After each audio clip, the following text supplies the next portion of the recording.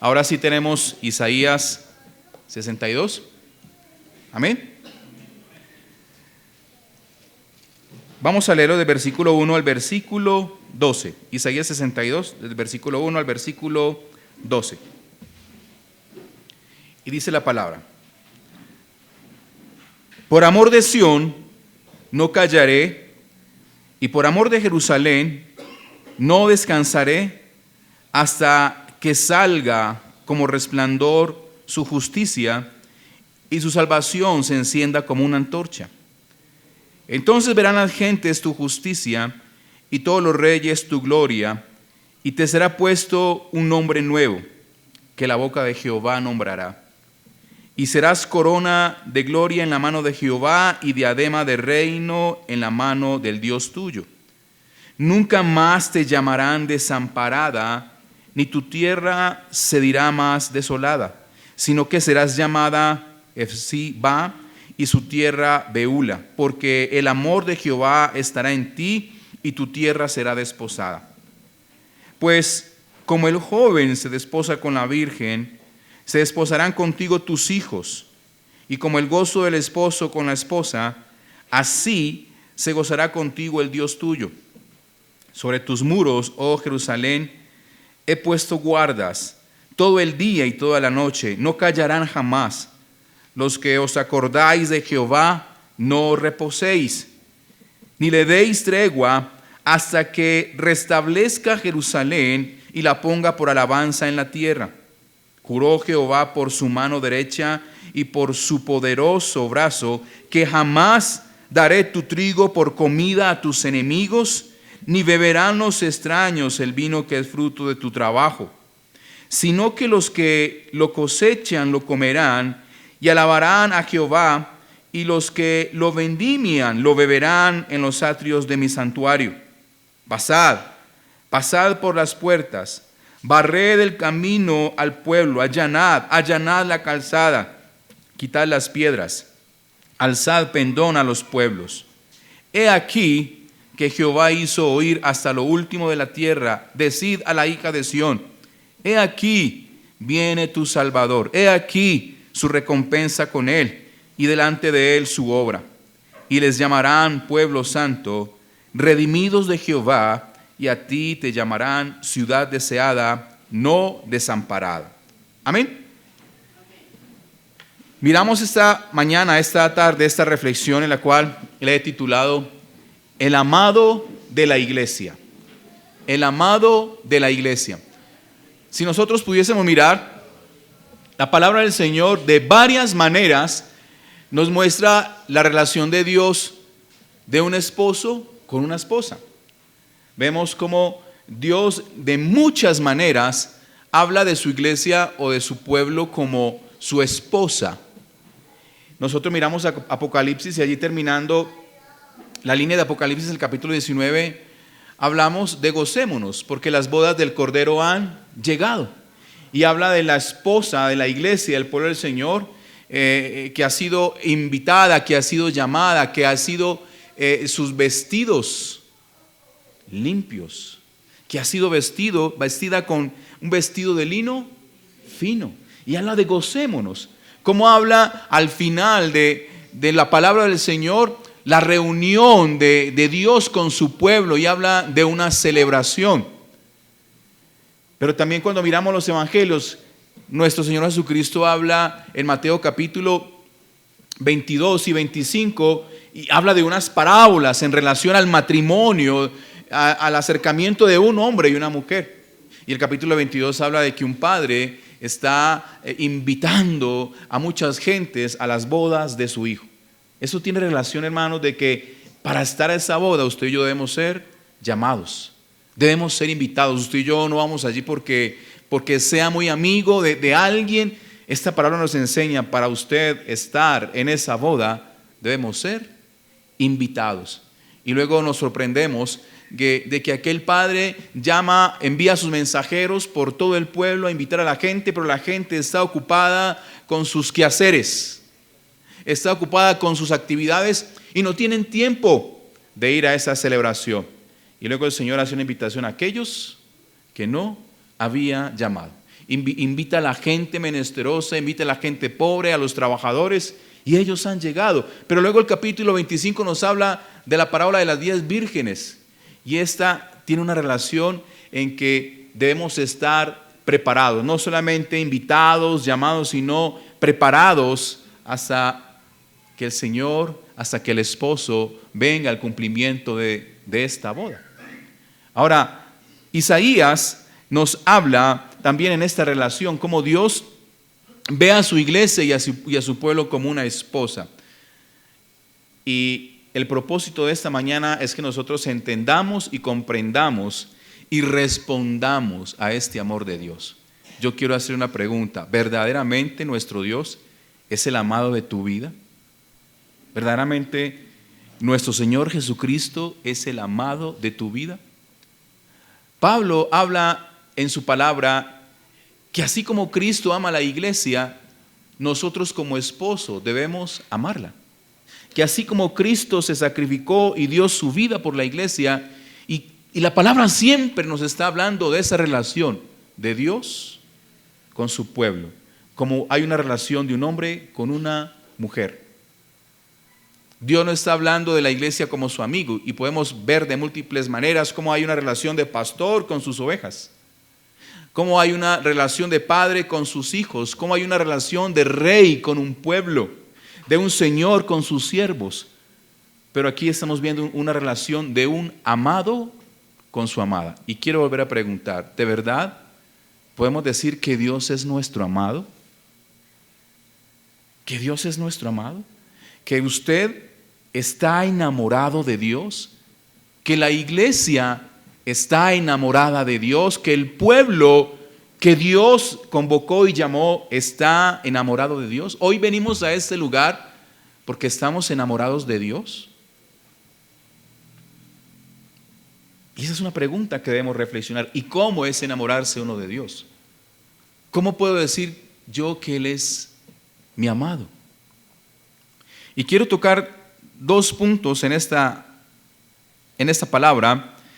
Y lo que primero el Señor nos habla en el versículo 1 es: por amor de Sión no callaré, y por amor de Jerusalén no descansaré hasta que salga como resplandor su justicia y su salvación se encienda como una antorcha. Aquí hay una petición del profeta. Todo esto es una palabra profética de Dios con su pueblo. Aunque Isaías está orando, aunque Isaías es el que está escribiendo, está hablando de parte del corazón de Dios. Como cada predicador no habla de parte de su corazón, sino de parte del corazón de Dios. Y en este punto yo quiero que miremos el deseo de Dios de que su amada, de que su pueblo, de que su iglesia experimenten su salvación y su justicia. Dios desea que esa amada, que ha sido llamada desolada, experimente la salvación y la justicia. ¿Y qué entendemos por salvación? ¿Cuál era el concepto en aquel tiempo y aquella gente de salvación? ¿Cuál es el concepto nuestro de salvación? A veces hemos menospreciado, creo que estas dos palabras. Yo necesito ser salvo ¿de qué? Yo necesito ser justificado ¿por qué? Escuchaba a un periodista muy académico esta semana sobre lo que está sucediendo en nuestro mundo, las guerras, los líderes mundiales, cómo uno está contra el otro, cómo uno vocifera su posición, cómo el otro desacredita la forma de gobierno de otros presidentes, líderes religiosos, líderes políticos, líderes económicos. Y ese periodista hablaba sobre la situación de nuestro mundo, que por cierto no está bien. No está bien. Pero algo que me llamó la atención era que él, como veía que algunos religiosos, para él los cristianos, en algunos lugares oran por esas peticiones, decía: mire, yo no creo en eso. De nada sirven las oraciones de estos personajes. Hay gente que no cree. Hay gente que parece que el evangelio, que es la palabra del Señor, fuera basura o no tuviera poder, o que esa palabra no fuera vida. Y el Señor está vociferando, está anunciando desde los cielos: yo quiero que mi gente entienda qué es la salvación, la experimente, pero también qué es la justicia. Ahora, para un judío, el contexto de salvación, como para nosotros, es de liberación. La salvación en aquel tiempo, cuando miramos el contexto, es liberación, es seguridad. Cuando miramos este concepto, es liberación de qué y seguridad de qué. La salvación es ayuda, es socorrer de algo en el cual nosotros no podemos socorrernos. ¿De qué tienes que ser salvo tú? ¿De qué tiene que ser salva la iglesia? Dios dice que Él nos liberó del poder y de las garras del pecado. Dios dice que Él nos prometió vida eterna, y eso está prometiendo desde el principio nuestro Dios. Pero ¿cómo experimenta la iglesia el ser libre, el ser salvos? Hermanos, debemos reconocer que día a día y constantemente, aunque Dios nos ha dado el regalo de la salvación por fe, por creer, Dios nos demanda día a día a que nosotros seamos libres ¿de qué? De nuestras formas, de nuestro carácter, de nuestro pensar. Hay una sociedad que necesita ser libre, hermanos, de tanto odio en su corazón, de tanto rencor en su carácter, ser libres. Hay gente que cualquier cosa es como si fuera un fosforito para su carácter y enciende su corazón de ira, de odio, de enojo. Debemos ser libres ¿de qué? Y esa es la pregunta que yo le digo a usted esta mañana. Pero esa libertad que el Señor nos ofrece es ser libres de cosas que nos llevan al peligro. Él nos socorre de las cosas que están, hermanos, procurando que nuestra vida desfallezca. Dice la palabra del Señor: mire, yo no descansaré hasta que salga como resplandor. Mi salvación, mi liberación, mi ayuda, el Señor quiere que la mostremos, sea como una antorcha. ¿Cómo vivimos como libres? Alguna vez decía desde este lugar: ¿ha visto usted a alguien que sale de la cárcel? ¿Ha visto usted a alguien que sale de una prisión? Yo vi una vez una persona muy cercana, apareció a nuestra casa. No se distraigan, hermanos, está lloviendo y aquí no nos mojamos. Y si dejó la ropa en la casa, hermanos, no hay problema. Después de mojarse no pasa nada, ¿cierto? O mañana se pone la de hoy. Una vez vi salir a alguien de la cárcel, alguien muy cercano a nosotros, y déjeme decirle que no avisan. Es extraño que no avisan, simplemente tienes boleta de salida, y esa persona no lo esperaba. Esa persona no saca nada de la cárcel si no llegó. Si no tiene plata, pide plata en cualquier parte para llegar a su casa. Y recuerdo cuando llegó ese día a casa, hubo felicidad. Hubo felicidad en el corazón de una persona que fue libre de la cárcel. Hermanos, la iglesia debe ser libre de sus prejuicios, como hablábamos hace días atrás, hermanos. Hay gente que no le gusta reír porque le da pena reírse. Hay gente que piensa que si se ríe y que muestra el gozo del Señor, que muestra lo que Dios ha hecho en su vida, parece que fuera algo inmaduro, o que fuera torpe, o que fuera de necios. Hermanos, Dios está queriendo que nosotros mostremos la salvación que Él nos ha dado. Que nosotros estemos anunciando lo que Él ha hecho en nuestras vidas. El Señor nos guardó de un peligro eterno, de un peligro del cual usted y yo no podíamos, ni podemos salvarnos. Pero también habla de la justicia. ¿Qué es justicia para esta gente? Podemos hablar de algo que es derecho, de algo que es íntegro y algo que es recto. Pero no es la justicia nuestra, es la justicia de Dios sobre nuestras vidas. Cuando hablamos, hermanos, que nosotros somos vestidos de lino fino, esto tiene relación con la justicia, y es las vestiduras que Dios pone sobre nosotros. Es las vestiduras que Dios pone sobre su pueblo. y donde la palabra nos dice, cuando Él nos viste es porque Él nos ha perdonado y nos ha quitado toda culpa. Ahora, este es el deseo de Dios, que su pueblo esté alumbrando, que su pueblo esté iluminando por medio de la salvación y por medio de la justicia. Mis hermanos, aunque la palabra nos demanda a nosotros ser justos, y esto habla también de nuestro carácter, de nuestra conducta, de nuestra moralidad, no podemos hacer nada si la justicia de Dios no se posa sobre nosotros. Si nosotros no clamamos día a día, Señor, revísteme con tu justicia. Señor, revísteme con tu salvación. La palabra nos anima a nosotros a entender que debemos ser resplandor y antorcha con el propósito de mostrar esas virtudes de Dios en nuestras vidas. Ahora está hablando de un esposo que quiere sobre su pueblo y sobre su desposada justicia y salvación. Justicia y salvación. Nosotros hemos meditado, nuestros hermanos, qué es ser justificado. Nosotros hemos meditado en qué es ser salvo. ¿Has meditado eso en tu vida día a día? ¿Cómo vive un salvo? ¿Cómo vive un justificado por el Señor? Y la palabra del Señor dice, bienaventurado aquel hombre al cual el Señor no le inculpa de pecado.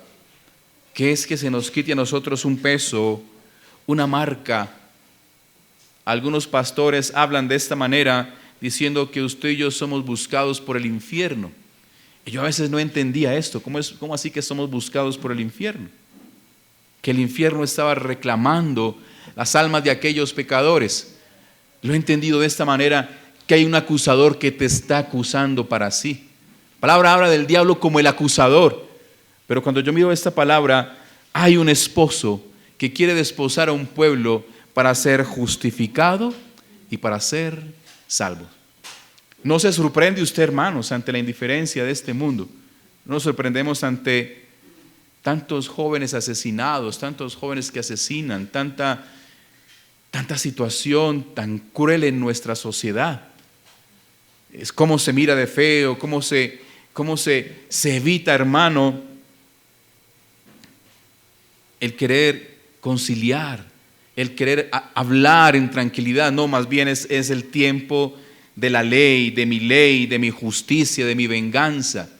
¿No se siente usted, hermanos, preocupado en este mundo en el cual estamos viviendo? Es triste, hermanos. Yo vuelvo y les digo, cuando miro al Señor quisiera estar más con Él. Cuando miro a Dios, hermanos, soy la pastora, es que usted se quiere ir ligero. Estoy orando, Señor, llévanos a todos de una vez. Yo pienso así, Señor, qué bueno que me tocara ver que tú vinieras por tu iglesia y ser que mi esposa, mis hijos nos fuimos todos juntos. Pero como Dios quiera, porque cuando yo miro este mundo, hermanos, como pastor, desperdóneme no traerle esperanza a su vida, pero la Biblia me muestra algo muy diferente. Hay algunos países del mundo que están experimentando con esto. En la China ya se está experimentando en algunos lugares y ya en Corea, en algunos países asiáticos, donde no se maneja el efectivo, dinero, moneda, ni siquiera tarjetas. Ya eso en esos países no existe. Y se está manejando la transacción virtual. Usted compra algo, usted tiene, no sé si es una cuenta bancaria o qué método será, usted paga por medio de algo que usted tiene en su celular, una app, creo yo, un programa, y paga. Todo lo que usted hace lo paga por ahí. Otros es con una señal en su ojo. Usted pone su ojo en esa, inmediatamente le descuentan de su banco, de su cuenta el dinero. Pero escuchando a los economistas, decían la gran preocupación, que este dinero no va a ser como el que ahora manejamos, porque usted guarda un billete de 100,000 y lo guarda hasta cuando usted se lo quiera gastar. Ese dinero virtual tiene caducidad. Si usted no se lo gasta, ¿usted lo ha escuchado? ¿Ha escuchado eso en las noticias? Si usted no se gasta ese dinero en un tiempo, porque ese dinero tiene caducidad, se pierde. Y si usted se gasta ese dinero, un ejemplo, tiene un porcentaje en algunas cosas, un porcentaje en ciertos productos, un porcentaje para vacaciones, porque hasta van a empezar a legislar el cómo se lo gasta usted. Yo le hago una pregunta, ¿usted quiere vivir en un mundo de esos? Yo no. ¿De qué tenemos que ser salvos, hermanos? Del temor, de la desesperanza. Entonces, cuando yo miro estas cosas y pienso en mis hijos, y si nos darán nietos, pienso en mis nietos, y si tendremos bisnietos, yo diría, ¿cómo será el mundo que a ellos les va a tocar? Por eso ellos dicen, yo voy a clamar y no voy a desmayar, Señor, para que tu salvación y para que tu justicia, Señor, lleguen pronto. Está hablando en ese tiempo de un novio con una novia que están preparando un matrimonio, y entre más se acerca el matrimonio mejor. Y Él nos llama a nosotros, clamen por eso, para que llegue pronto. Es extraño, hermanos. Es extraño cuando muchos políticos nos dicen a nosotros, tranquilo, no nos preocupemos por la virtualidad, por la ciencia, por la tecnología. Aquellos que no puedan trabajar les vamos a dar, les vamos a subsidiar. ¿Y hasta cuándo? ¿Hasta cuándo van a subsidiar? ¿Para qué? ¿Y en qué lo podemos gastar? Yo veo eso, como el mundo ofrece esto a nuestra sociedad, y yo digo, yo prefiero lo mejor que Dios me ofrece. Yo recuerdo a nuestros pastores, no es que eran menos sabios o no, es la revelación de la palabra y la iluminación de la palabra día a día se nos va enseñando. Antes nuestros pastores de hace 50 años pensaban que el fin de los tiempos era que a la gente les iban a colocar algo en la mano, entonces cuando salió el celular y los chips, eran los chips. Recuerda, entonces un chip en la mano, yo no creo que sea de esa manera, yo creo que es algo más avanzado. Hoy están diseñando chips para que usted se los inyecte en el cerebro y para que ese chip le informe a usted en su tema de salud, en su tema judicial o legal, pero también en su tema financiero. O sea, a usted supuestamente lo van a... Pero yo sigo pensando que no es de esa manera, pienso que es de otra manera. Pienso que la señal es de otra manera, pero eso es evidencia de cómo se está acercando en estos días y en este tiempo, cómo a nosotros tratar de juntarnos, de hacer un mismo pueblo. Esta semana escuchaba del líder de los católicos cómo estaba en un templo orando, en un templo donde nada tiene que ver con su religión, por los musulmanes, tratando de buscar la paz. Pero cuando cerramos los ojos, cuando persiguen a los verdaderos cristianos de otras regiones, y yo digo, esto tiene sentido, esto va a buscar algo, a una unidad en el pensar, en la misma mente del hombre, pero alejarnos de Dios. Y Dios está diciendo, no descansaré hasta que salga como resplandor nuestra salvación y nuestra justicia. Es el deseo de Dios. Y esto habla del obrar de Dios en nuestras vidas. Hoy estamos esta mañana, esta tarde en este lugar, porque es el deseo de Dios de seguir hablándonos, de seguir diciéndonos, es por este camino, donde nos habla, abran los oídos, presten atención, abran los ojos, disciernan. Pero luego dice, más abajo, y no solamente habla del deseo de Dios por la justicia y la salvación de su pueblo, sino que habla del propósito de perfeccionar la iglesia en un mundo imperfecto. Hermanos, ¿cómo la iglesia madura? ¿Cómo la iglesia crece en un mundo imperfecto? ¿No le parece a usted extraño? ¿No le parece a usted cómo a veces sale una flor, un color hermoso en un lugar de matorral donde nada pueden hacer? A veces he visto esa forma en una cantidad de las ramas o los vegetales que se levantan por las paredes, los muros, y uno parece que es, no sé, maleza. Pero en eso nace una flor hermosa. Allí la puso Dios. Dice, ¿cómo nace algo así? Así está hablando de la iglesia. ¿Cómo la iglesia se preserva? ¿Cómo la iglesia madura? ¿Cómo la iglesia se perfecciona en un mundo tan imperfecto? ¿Cómo haremos? Señor, ¿cómo hacemos para perdonar si no merece que le perdone? Señor, ¿cómo haremos para esforzarnos si el esfuerzo que hacemos no vemos ningún fruto? ¿Cómo hacemos, Señor, si nosotros amamos a nuestros hijos, les cuidamos, oramos, les enseñamos, pero la sociedad llega y los coge y los quiere engañar, los quiere tomar? ¿Cómo crece una iglesia en medio de un tiempo y en medio de un mundo tan imperfecto? Pues eso lo hace el Señor. Un propósito de perfeccionar su iglesia, su pueblo, su novia, en medio de un mundo imperfecto.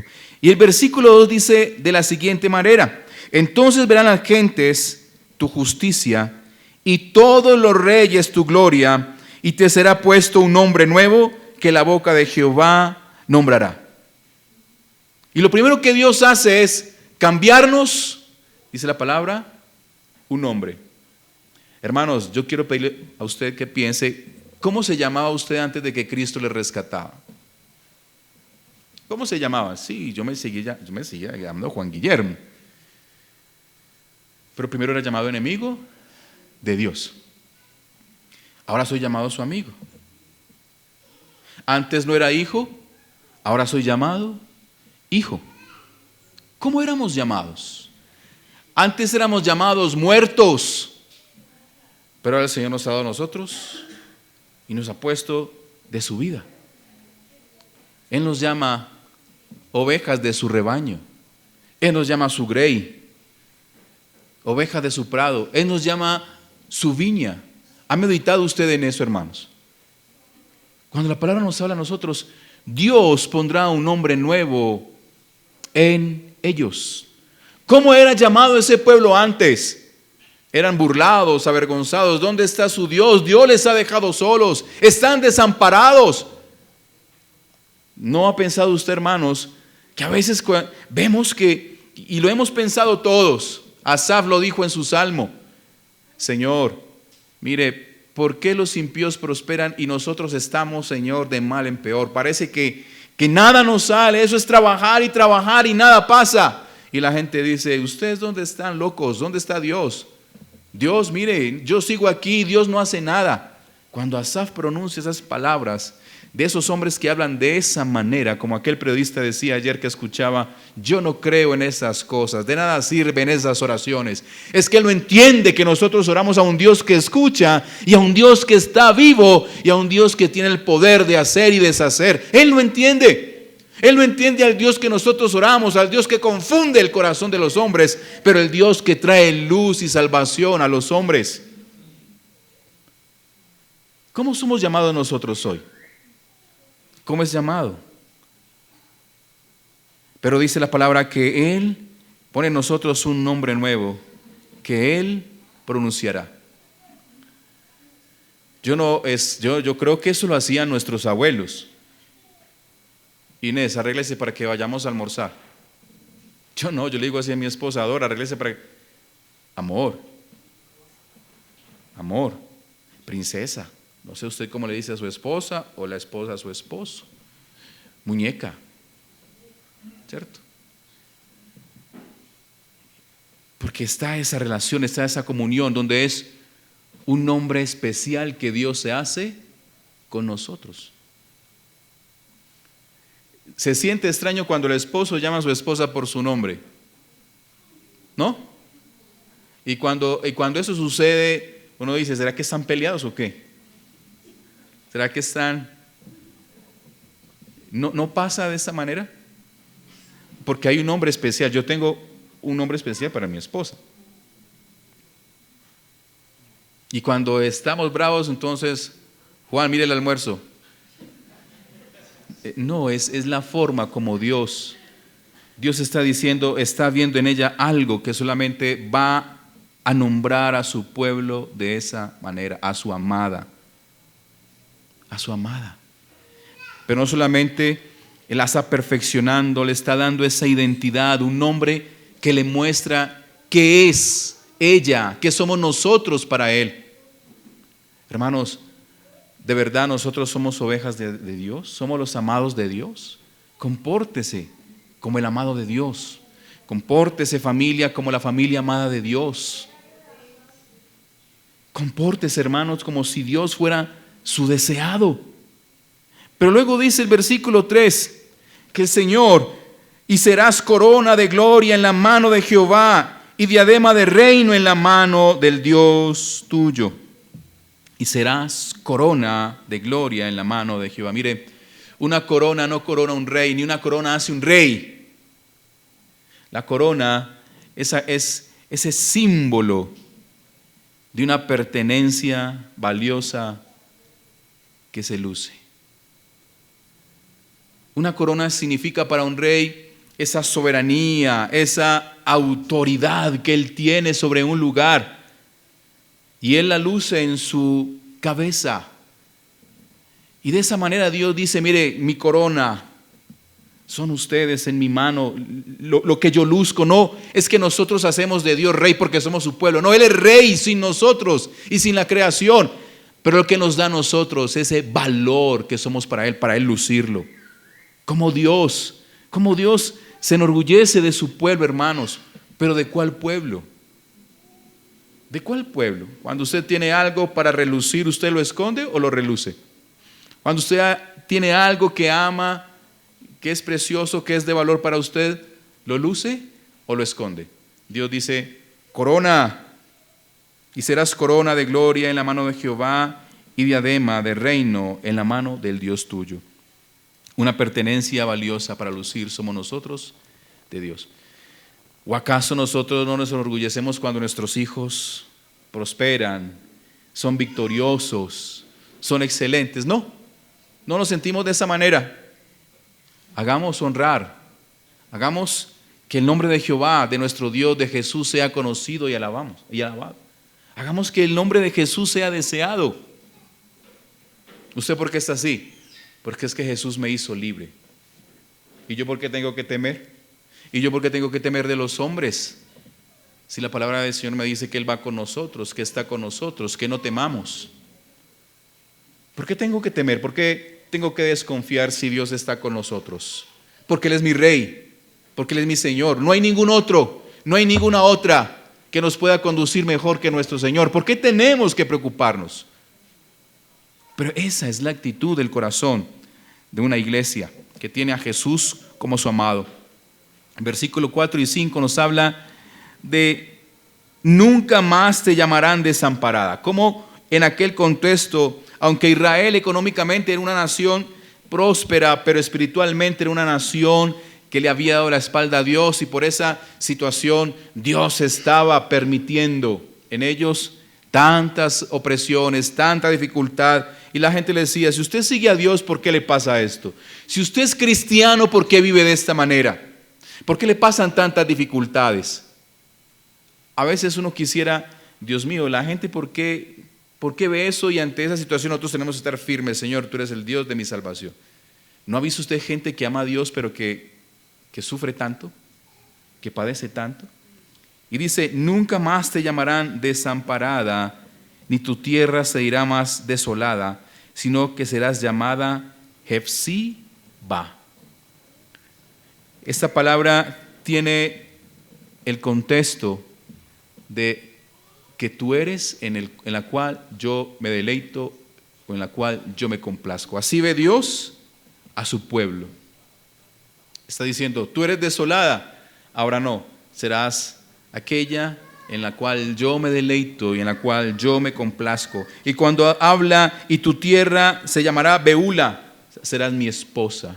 Beula significa esposa, porque el amor de Jehová estará en ti y tu tierra será desposada. ¿Por qué tocó este tema de Isaías 62, hermanos? Sabe que estaba meditando y esa semana oraba la iglesia.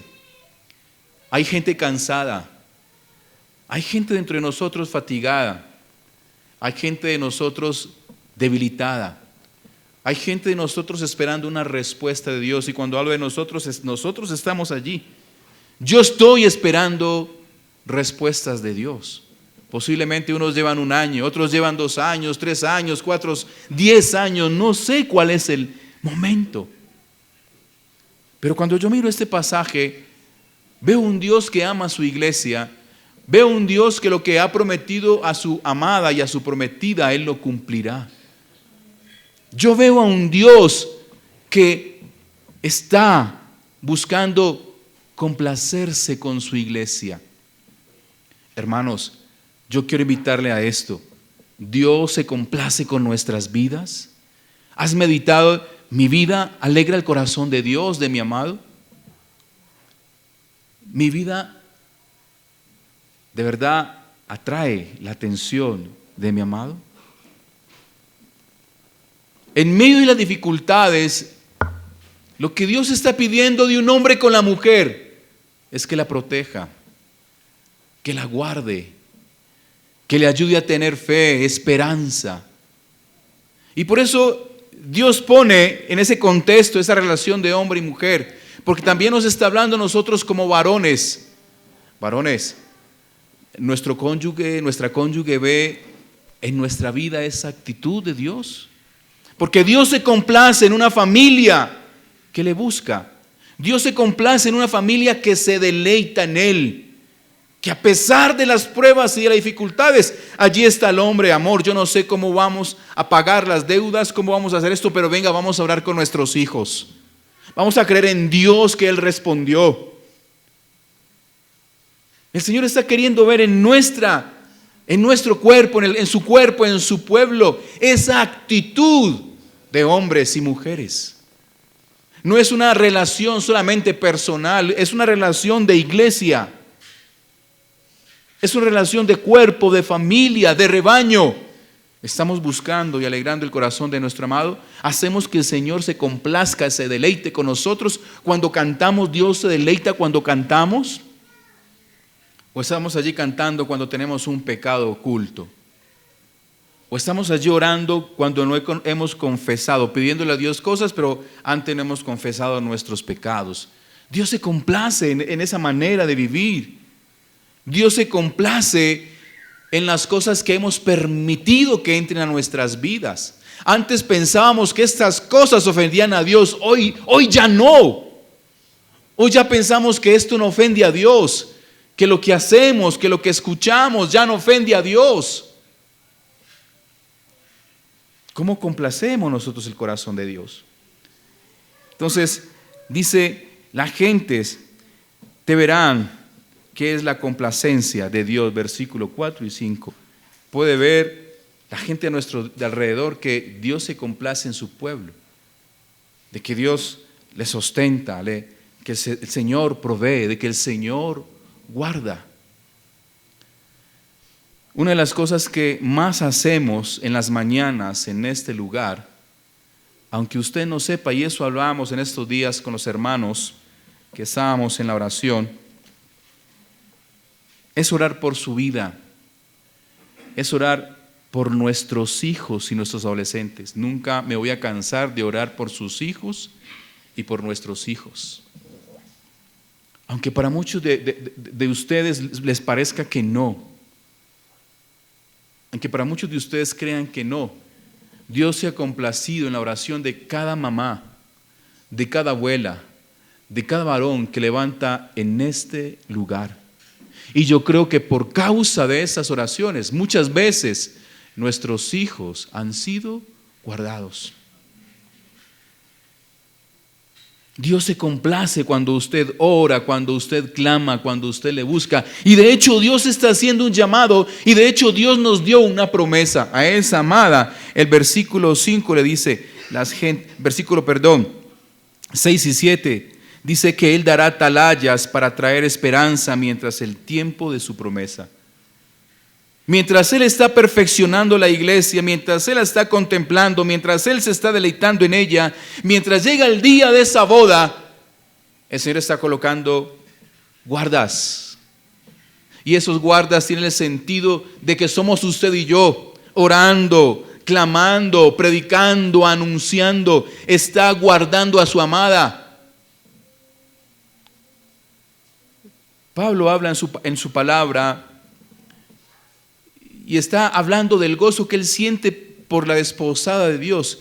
Y él le pide a Dios ese mismo celo por la iglesia, para luego él presentar a la iglesia delante de Dios como él la demanda pura.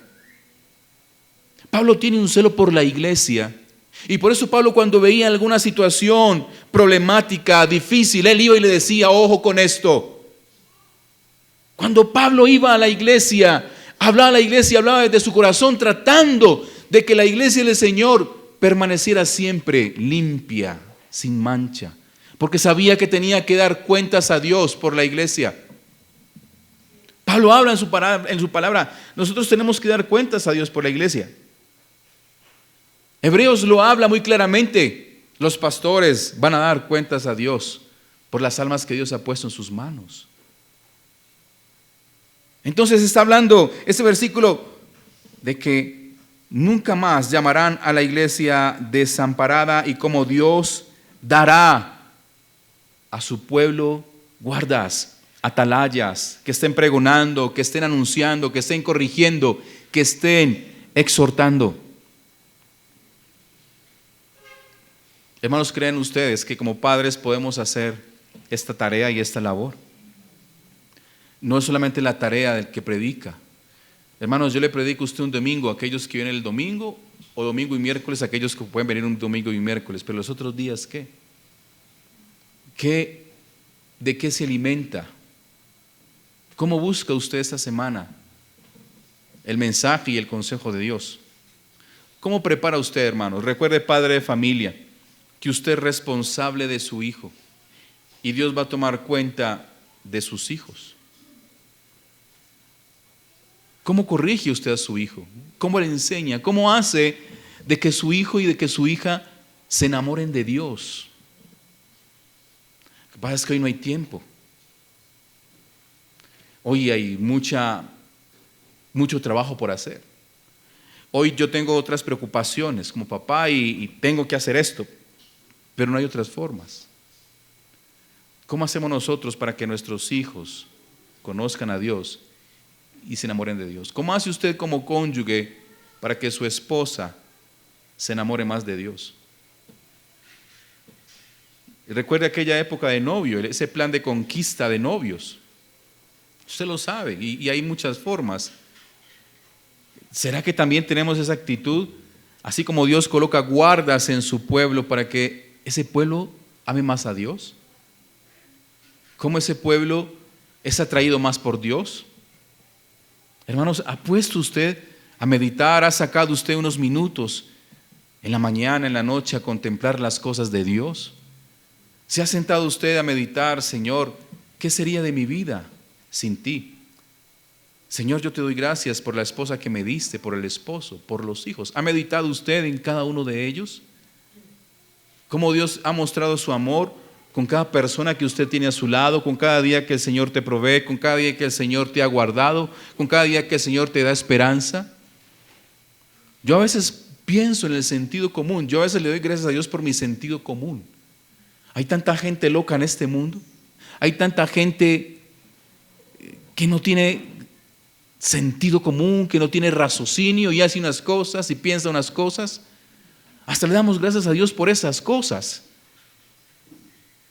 Y el Señor está diciendo que Él pone guardas sobre tus muros. Versículo 6, oh Jerusalén, he puesto guardas todo el día y toda la noche. Dice, no callarán jamás los que os acordáis de Jehová. Dice, no descansen, no reposen, ni le deis tregua hasta que restablezca Jerusalén y la ponga por alabanza en la tierra. Hablamos de un tiempo, ese tiempo en el que el Señor está perfeccionando a su pueblo, a su iglesia. Para muchos dirán, pastores, que 2000 años es mucho. Hermanos, yo no sé si será mucho o no. Yo confío en el tiempo del Señor, pues usted no va a vivir 2000 años. Usted y yo lo máximo que vamos a vivir son 80 y 90. ¿Cómo lo vamos a vivir en una eternidad que se viene? Y Dios demanda, mientras ese tiempo tenemos que estar clamando, guardando, predicando el Evangelio. Por eso, hermanos, en su casa, no dejamos de insistirle, hágalo en su casa. Hágalo en su casa. ¿A cuánto les han dado ganas de irse para otro país? Digan la verdad. ¿Cierto? Y esta semana estoy estudiando un poquito cómo está el contexto a nivel mundial. Hermano, pero para donde miro, por ahí alguien dice para El Salvador, por ahí alguien dice para Costa Rica, por ahí alguien dice pero para donde miro, hermanos, hay unas situaciones, hay unos problemas. ¿Cuántas veces, hermanos, muchas veces nos ha picado ese, hermanos, cuando el Señor nos hable como Abraham, nos movemos. Cuando Dios nos hable como Abraham, nos movemos. Y yo lo que hago es orar. ¿Sabe por qué? Porque veo gente que ha puesto mala confianza en un lugar que en Dios.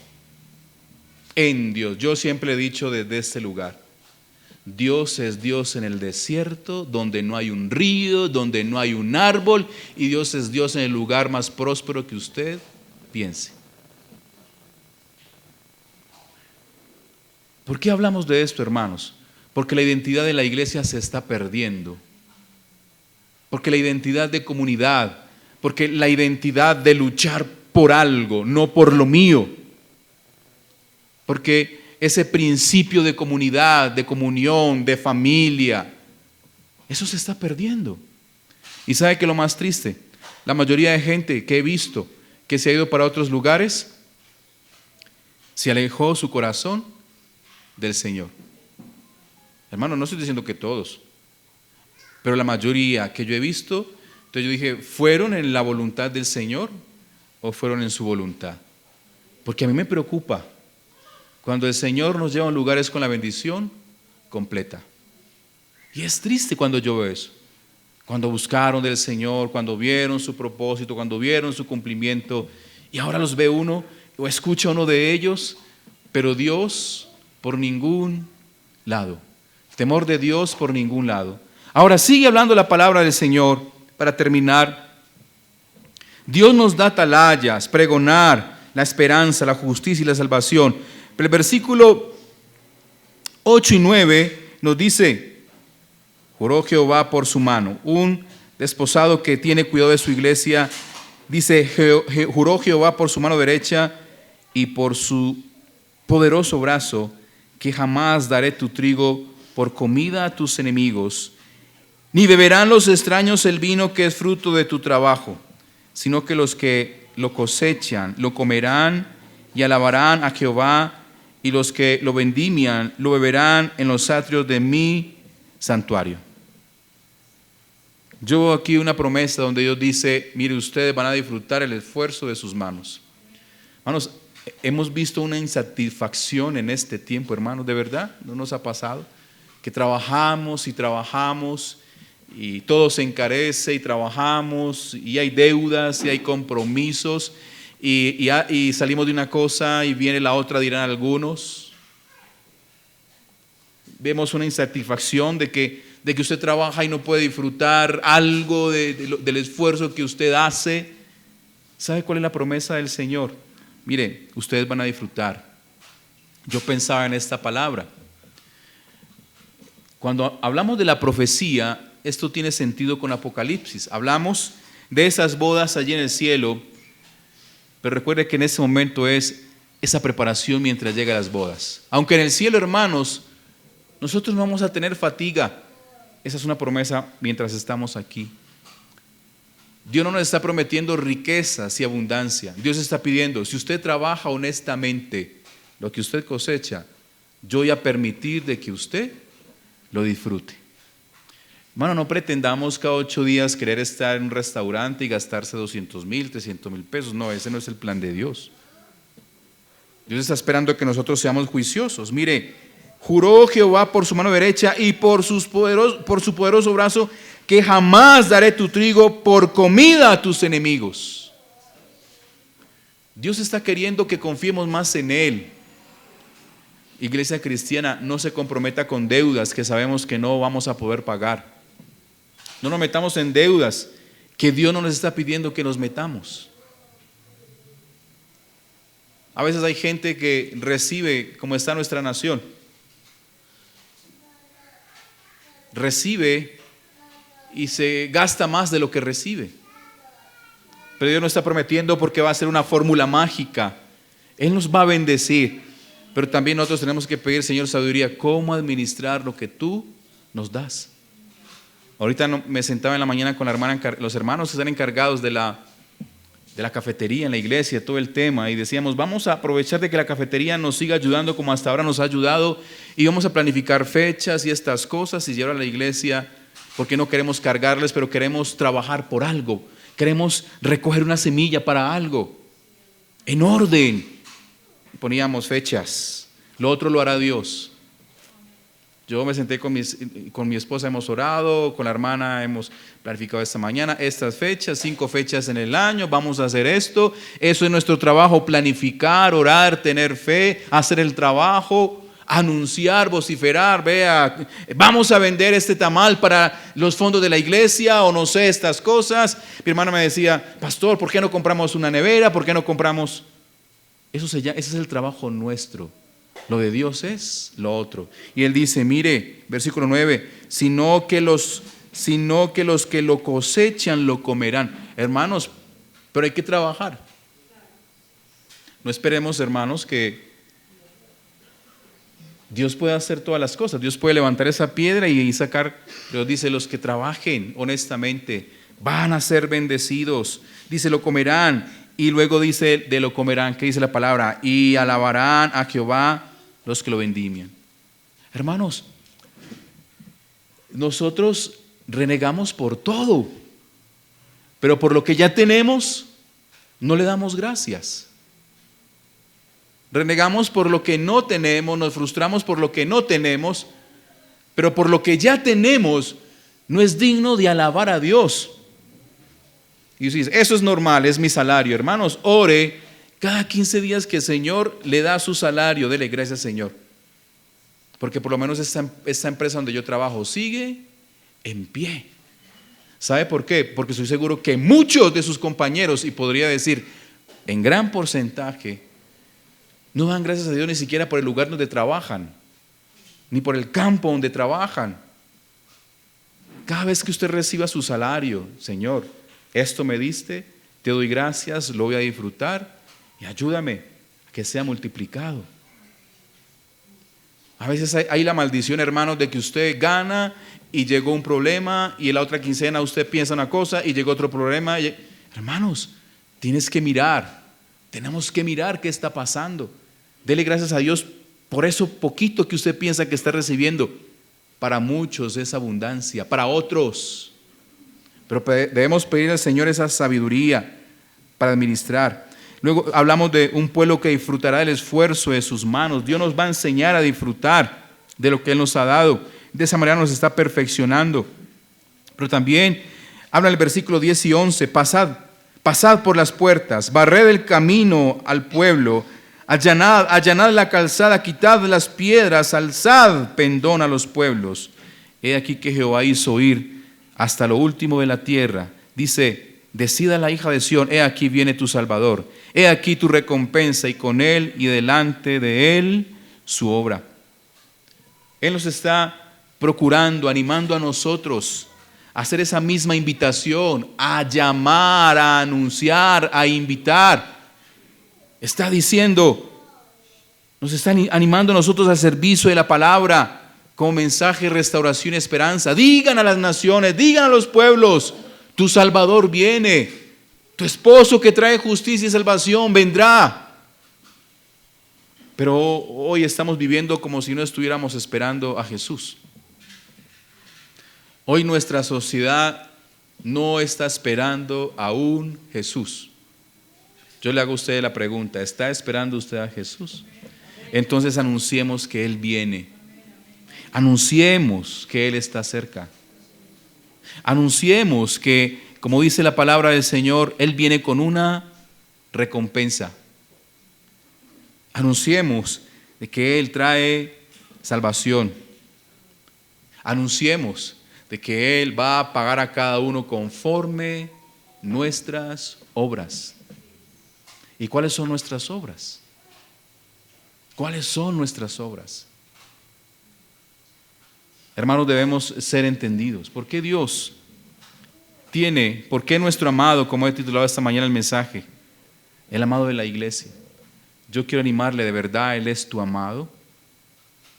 Él es todo lo que usted necesita, Él es todo lo que usted tiene. Si alguna cosa faltara en su vida, usted podría decir, Él es mi amado. Hay una canción que cantamos en este lugar, o que cantábamos. Si te tengo a ti, lo tengo todo. Mi amado, mi tesoro, Cristo Jesús, dice la canción, tú eres mi plenitud. ¿Es Cristo nuestra plenitud? ¿Es Cristo nuestro amado? ¿Sabe por qué? Porque Él ama tanto a su iglesia, hermanos. Él ama tu vida. Y por eso nos dio a su Hijo. No menospreciemos lo que Dios está haciendo con nosotros por medio de su Hijo.